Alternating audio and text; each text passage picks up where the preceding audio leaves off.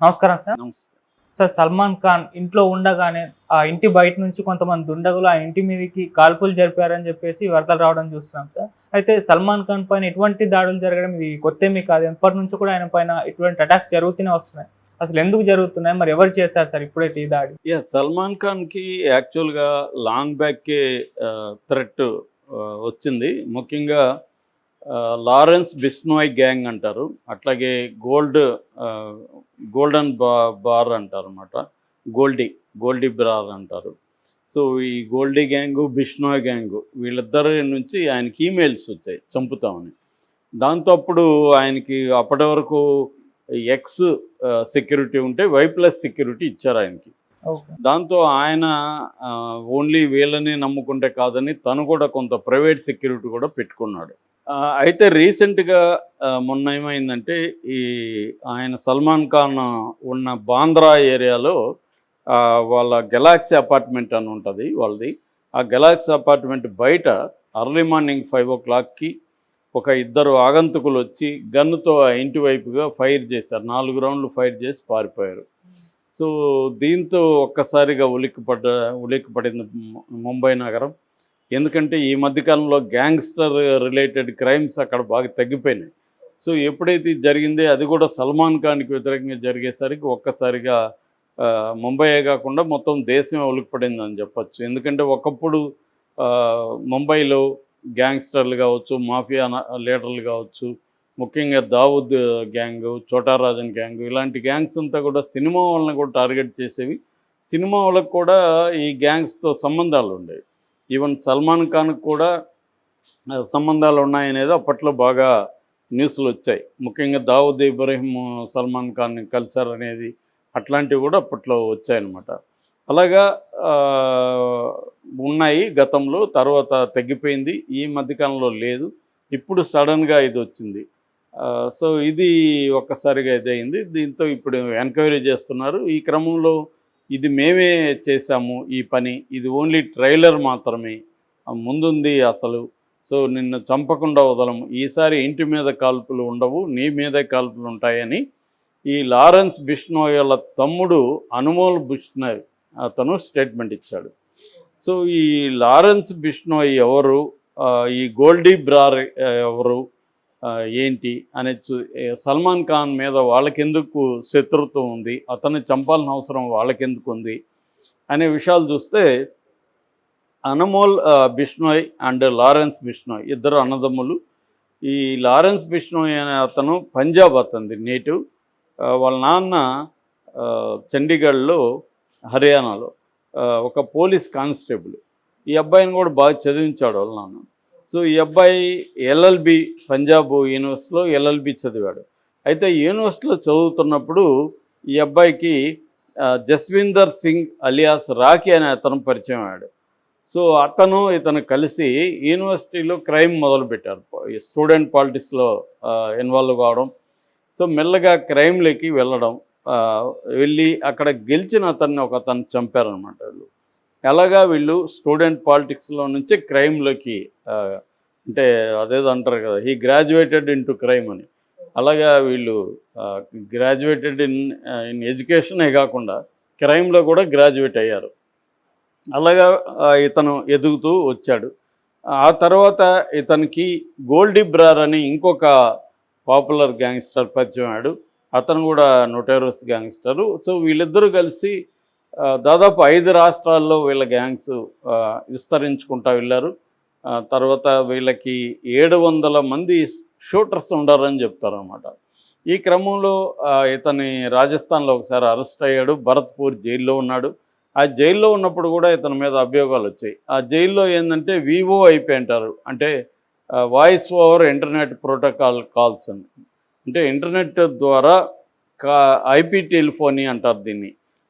Internet ద్వారా IPని ఉపయోగించుకొని voice calls చేయడం, జైల్లో నుంచే ఇతను ఆపరేట్ చేయడం మొదలుపెట్టారు. అంటే ఆ జైలు స్టాఫ్కి డబ్బులు ఇచ్చి తను దీని ద్వారా VoIP కాల్స్ ద్వారా అతను ఆపరేట్ చేశాడు. జైల్లో నుంచే కొన్ని హత్యలు కూడా అతను చేశాడని చెప్తున్నారు.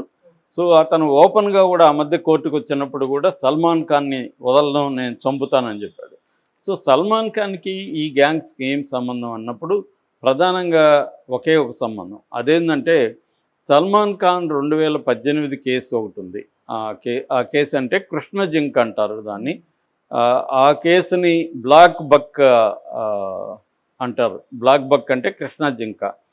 సో ఈ హంట్ చేశాడు, దాన్ని వేటాడనేది ఆయన మీద కేసు అనమాట. ఈ బిష్నోయ్ అనే ఒక కమ్యూనిటీ ఉంది. ఈ కమ్యూనిటీకి ఇది వర్షిపింగ్ యానిమల్ అనమాట. సో వాళ్ళ ఫేవరెట్ యానిమల్ ఇది. సో దాన్ని చంపాడు కాబట్టి నేను అతను చంపుతానని ఇతను బయలుదేరాడు. అంటే ఎక్కడో ఏదో జరిగితే అతని రిపర్కషన్స్ ఇలా వచ్చాయన్నమాట. సో దాంతో ఇతన్ని చంపడమే నా జీవిత లక్ష్యం అన్నట్టుగా బిష్నోయ్ చేస్తున్నాడు. అయితే ఈ బిష్నోయ్ అండ్ గోల్డ్ బ్రార్ వాళ్ళు మాటలు చెప్పే బ్యాచ్ కాదు, ఖచ్చితంగా చేస్తారు. ఫర్ ఎగ్జాంపుల్ సిద్ధు మూసేవాల్ అని ఒక ప్రముఖ సింగర్ ఉన్నాడు పంజాబ్లో, అతన్ని కూడా వీళ్ళు చంపేస్తారు. అతను అంతకుముందు హెచ్చరించారు చంపుతామని, చంపేశారు. అట్లాగే సల్మాన్ ఖాన్తో అసోసియేట్ అయిన వాళ్ళని కూడా మేము చంపుతామని చెప్పారు. గతంలో కూడా అది బెదిరింపులు వచ్చాయన్నమాట. రెండోది ఏంటంటే వీళ్ళ తమ్ముడు ఇప్పుడు ప్రకటన ఇచ్చాడు కదా అనుమోలు. ఈ అనుమోల్ బిష్నోయ్ అమెరికాలో ఉన్నాడని చెప్తున్నారు. అమెరికాలో ఉన్నాడా, కెనడాలో ఉన్నాడా కరెక్ట్గా ఐడియా లేదు. కొంతమంది కెనడాలో అంటున్నారు, కొంతమంది అమెరికాలో అంటున్నారు, కొంతమంది లండన్లో ఉండాలంటున్నారు. ఎందుకంటే ఈ బిష్నోయ్ అండ్ గోల్డీ బ్రార్ వీళ్ళకి బబ్బర్ కల్సా అనే ఒక ఖలిస్తాన్ మూమెంట్తో కూడా సంబంధాలు ఉన్నాయి. సో వీళ్ళు ఇప్పుడు మెల్లగా ఇండియాలో 5 స్టేట్ల నుంచి మెల్లగా వరల్డ్ వైడ్గా కూడా వీళ్ళు విస్తరిస్తున్నారు ఖలిస్తానీ ఉద్యమం నుంచి. ఈ మధ్య కూడా ఇండియన్ గవర్నమెంటు ఖలిస్తానీ వాళ్ళని చాలామందిని అరెస్ట్ చేసింది, వాళ్ళ మీద ఉక్కుపాదం మోపింది. కెనడాలో కూడా ఒక ప్రధానమైన ఒక ప్రముఖ ఖలిస్తానీ ఉద్యమ నాయకుడిని చంపారు. అది ఇండియన్ రా ఏజెన్సీని చంపింది. రీసెర్చ్ అండ్ అనాలిసిస్ వింగ్ అనే రా ఏజెన్సీ ఉంటుంది మనకి. సో ఈ ఏజెన్సీని కెనడాలోకి వెళ్ళి చంపిందని కెనడా ప్రధానమంత్రి మన మీద ఆరోపించాడు. ఆ మధ్య దౌత్యపరమైన టెన్షన్స్ కూడా మనకు కెనడాకి వచ్చాయి. కొద్ది రోజులు వీసాలు కూడా ఆపేస్తారు. అటువంటి పరిస్థితి వచ్చాయి. అంటే ఖలిస్తానా ఉద్యమం బలపడుతుంది. ఆ ఉద్యమం బలపడడానికి వీళ్ళిద్దరు కూడా హెల్ప్ చేస్తున్నారు. వాళ్ళకి ఫండ్స్ కలెక్ట్ చేసి ఇవ్వడం కానీ, ఏదైనా హత్యలు ఉంటే చేసి పెట్టడం కానీ, అవన్నీ ఈ గోల్డీ బ్రార్ అండ్ ఈ లారెన్స్ బిష్నోయ్ గ్యాంగ్ వీళ్ళు కలిసి జాయింట్ ఆపరేషన్స్ చేస్తున్నారన్నమాట. సో మామూలుగానే నార్త్లో ఇట్లాంటి గ్యాంగ్స్ బలంగా ఉంటాయి. ఉత్తరప్రదేశ్లో, బీహార్లో, రాజస్థాన్లో, ఈ ఢిల్లీ చుట్టుపక్కల బెల్ట్లంతా కూడా, ఎందుకంటే అవి ఇదంతా హర్యానా, పంజాబు, గుజరాత్ వీటికి దగ్గరగా ఉంటుంది కాబట్టి వీటి బెల్ట్లో ఆపరేట్ అవుతున్నాయి. యోగి వచ్చి కొంత అంచివేస్తున్నట్టు కనబడినా ఇప్పటికి కూడా ఉత్తరప్రదేశ్ బలంగానే ఉంది ఈ గ్యాంగ్స్కి. సో ఇప్పుడు మరి ఇతను జైలు నుంచే చంపించగలిగిన తెలివైన వాడు, అతని నెట్వర్క్ అలా ఉంటుంది. ఇప్పుడు ప్రధానంగా ఈ లారెన్స్ బిష్నోయ్ తిహార్ జైల్లో ఉన్నాడు. సో ఇతను అక్కడి నుంచే ఆపరేట్ చేయించగలడు. అక్కడి నుంచే ఇక్కడ వీళ్ళ మన సల్మాన్ ఖాన్ ఇంటి ముందు కాల్పులు జరిపించగలిగాడంటే సల్మాన్ ఖాన్ మీద అటాక్ చేయడం అనేది పెద్ద కష్టం కాదు. కాకపోతే ఏంటంటే సల్మాన్ ఖాన్ చుట్టూ అయితే మంచి సెక్యూరిటీ ఉంది, కానీ ఆ సెక్యూరిటీని ఒక్కోసారి నమ్మలేం. ఎందుకంటే వాళ్ళు ప్రాణాలకి తెగించే సెక్యూరిటీ ఉండరు కదా, జనరల్గా వాళ్ళ ప్రాణాలు కాపాడుకుంటారు. రెండోది ఈ గ్యాంగ్స్కి సెక్యూరిటీ ఉన్నా కూడా చంపడం ఎలాగనేది ప్రాక్టీస్ ఉంది ఆల్రెడీ. సో అలాంటివి చేయగలిగితే మాత్రం ఇబ్బంది. అందుకని సల్మాన్ ఖాన్ ఈ మధ్యకాలంలో షూటింగ్లు కూడా వెళ్ళడం లేదని చెప్తున్నారు. పోలీసులు సలహా ఇచ్చారు. ఎందుకంటే వీక్ పాయింట్లు ఎక్కడ ఉంటాయో వీళ్ళు రెక్కీ చేస్తున్నారు. ఆ మధ్య కూడా సంపత్ అనే ఒక అతను, సంపత్ నెహ్రా అనే ఒక అతను రెక్కీ చేస్తున్నప్పుడు కూడా పోలీసులు దొరికాడు. సల్మాన్ ఖాన్ చంపాలని నేను రెక్కీకి వచ్చాను అని కూడా అతను చెప్పాడు. సో ఇలా కొంత డిఫికల్ట్గానే ఉంటుంది సల్మాన్ ఖాన్ పరిస్థితి. ఆయన జాగ్రత్తగా లేకపోతే మాత్రం ఈ గ్యాంగ్స్ని తక్కువ అంచనా వేయలేము. వీళ్ళు జైల్లో నుంచైనా ఆపరేట్ చేయగలరు, విదేశాల నుంచైనా ఆపరేట్ చేయగలరు. ఆ కైండ్ ఆఫ్ నెట్వర్క్ ఉంది వాళ్ళకి. సో 700 మంది షార్ప్ షూటర్స్ ఉన్న గ్యాంగ్స్ ఉన్నాయి వాళ్ళ దాంట్లో. సో వాళ్ళని తక్కువ అంచనా ఎక్కడి నుంచైనా స్నైపరింగ్ అంటాం కదా, స్నైపర్ లాగా అతడు సినిమాలో చూపించినట్టుగా కూడా చేయగలిగిన నెట్వర్క్ ఉంది వాళ్ళకి, దేశ విదేశాల నెట్వర్క్. అందువల్ల సల్మాన్ ఖాన్ పరిస్థితి అయితే కొంత డేంజర్లోనే ఉన్నట్టుగా మనం చెప్పుకోవచ్చు.